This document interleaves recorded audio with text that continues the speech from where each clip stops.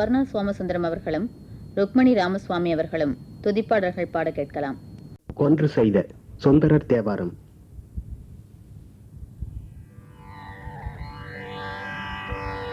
ஒன்று செய்த கொடுமையால் வலகொள்ளவே, ஒன்று செய்த கொடுமையால் வலகொள்ளவே, ஒன்று செய்த கொடுமையால் வலகொள்ளவே, ஒன்று செய்த கொடுமையால் வலகொள்ளவே, நின்ற பாவவினைகள் தாம் பல நீங்கவே, நின்ற பாவவினைகள் தாம் பல நீங்கவே, பொழுது செய்த கொடுமையால் வலகொள்ளவே, நின்ற